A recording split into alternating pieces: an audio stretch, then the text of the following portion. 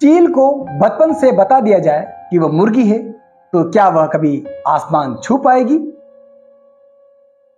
हमें अगर चील की तरह बुलंदियां छूनी है, शिखर पर पहुंचना है, तो हमें चील के तौर तरीकों को सीखना होगा।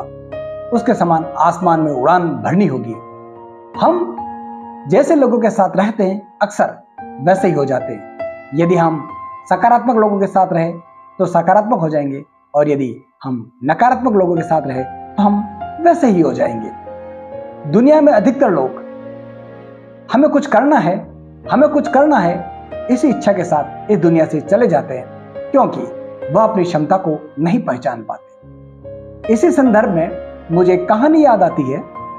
एक बार गलती से चील का अंडा मुर्गियों के अंडे के साथ चला गया।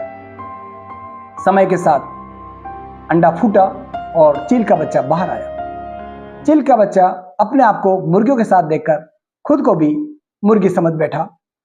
समय के साथ वह बच्चा बड़ा होता गया और मुर्गियों की तरह वह चलता, मुर्गियों की तरह ही वह धरती पर दाने चुगता और मुर्गी की तरह ही वह थोड़ी सी उड़ान भरता, और अपने आप को वह मुर्गी मानकर ही अपना जीवन यापन कर रहा था। एक बार उसने खुले आसमान में बहुत ऊंचे पे शिखर पर चील को उड़ते हुए देखा, तो उसने मुर्गी से पूछा, ये क्या है, यह कौन सा पक्षी है?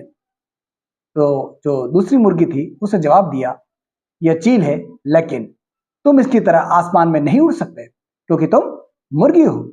मुर्गी ने भी इस बात को, जो चील का बच्चा था वास्तव में, उसने भी इस बात को सत्य मान लिया और उसने कभी उड़ान भरने की कोशिश नहीं की, कभी बुलंदी छूने की कोशिश नहीं की। इसी तरह हमारे साथ भी होता है। हम अपने आप को मुर्गी मान बैठते हैं, अपनी क्षमताओं को नहीं पहचान पाते, और हम अपनी क्षमताओं को नहीं पहचान पाते तो उड़ान से पहले ही हमारी उड़ान खत्म हो जाती है और हम जीवन में बुलंदियों को नहीं छू पाते। हमारे जीवन का लक्ष्य लोगों की राय नहीं, हमारा जीवन लोगों की राय से नहीं चलेगा, यह आपकी क्षमताओं से चलेगा। यदि आप अपने आप को कमजोर मान बैठे तो आपकी उड़ान शुरू होने से पहले ही खत्म हो जाएगी। जय श्री राम।